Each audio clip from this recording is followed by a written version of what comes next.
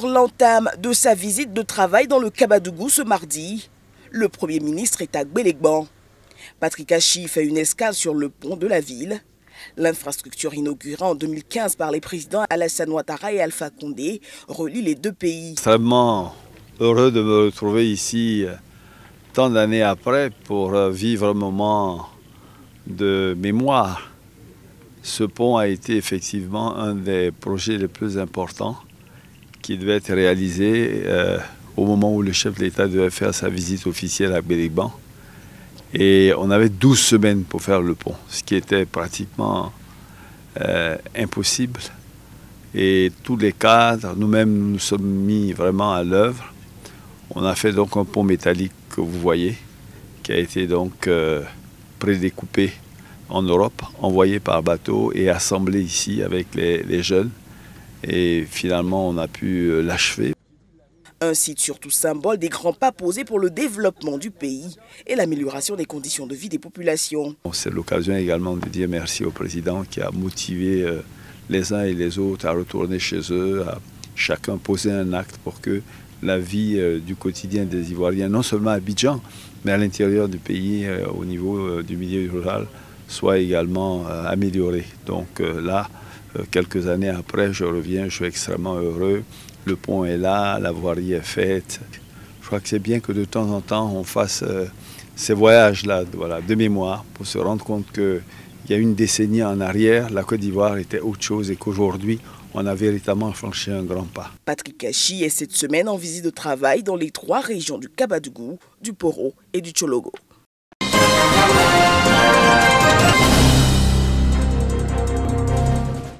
Techniques et méthodes d'investigation journalistique sur les crimes financiers et économiques, rôle des médias dans la promotion de la bonne gouvernance. C'est sur ces notions que les journalistes issus de l'espace CEDEAO et intéressés à la lutte contre la criminalité financière sont formés durant ces 72 heures. Formation que ces derniers considèrent comme une contribution à l'émergence de la bonne gouvernance dans leurs pays respectifs. Nous pensons qu'au sortir de cette formation, avec tous les éléments, nos préoccupations qui seront traitées, être très outillés pour aider l'État parce que cela participe à la promotion de la bonne gouvernance et à la lutte contre la corruption. Le défi est énorme, les enjeux sont de taille, donc je pense qu'avec cette formation, je pourrais quand même faire beaucoup de choses et exceller dans le domaine de l'investigation. On n'anticipe pas sur des choses, on attend que la chose arrive et après on se précipite pour poser des jalons. Je pense qu'avec de telles formations, on pourrait quand même anticiper. Pour les initiateurs de cette formation, il s'agit de renforcer la sensibilisation et élargir le réseau de lutte et de dénonciation des crimes économiques et financiers. Le crime organisé n'a pas de frontières.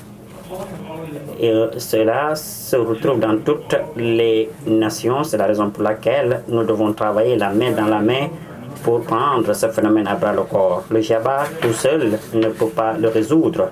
Renforcer le mécanisme de dénonciation pour atténuer les effets de la corruption sur les économies. Les crimes économiques et financiers, dont notamment la corruption, sont, selon les statistiques partagées par la Haute Autorité pour la bonne gouvernance de notre pays, un fléau qui a fait perdre à l'économie ivoirienne environ 1400 milliards de francs CFA en 2019, soit 4% du PIB et 64% du service de la dette.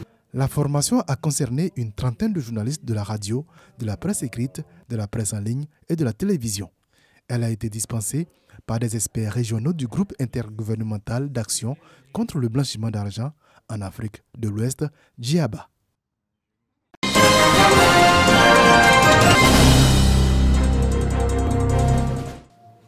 Nader Fakhri, élevé au rang d'ambassadeur du tourisme de la Côte d'Ivoire par le ministre du Tourisme Siandou Fofana. 32 ans, ivoirien d'origine libanaise, depuis 2017, cet influenceur valorise la Côte d'Ivoire à travers ses vidéos découvertes du pays profond et des sites touristiques.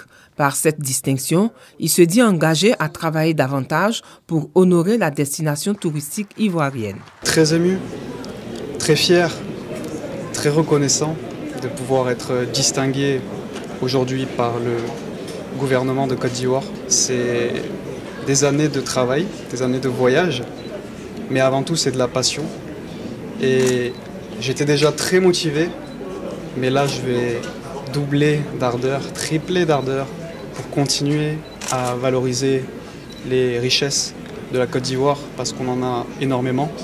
Eu égard à ses efforts inlassables et à tout ce qu'il a pu consacrer pour nous aider au repositionnement du tourisme ivoirien, M. Nader Fakhri, ivoirien, qui a pris fait et cause pour son pays, défend avec hardiesse, avec panache, l'image de notre pays. À ce titre d'ambassadeur du tourisme ivoirien, Nader Fakhri rejoint la Miss Olivia Yassé, Didier Drogba et Zouglou Magic System pour aider à valoriser et promouvoir la Côte d'Ivoire en interne et à l'international.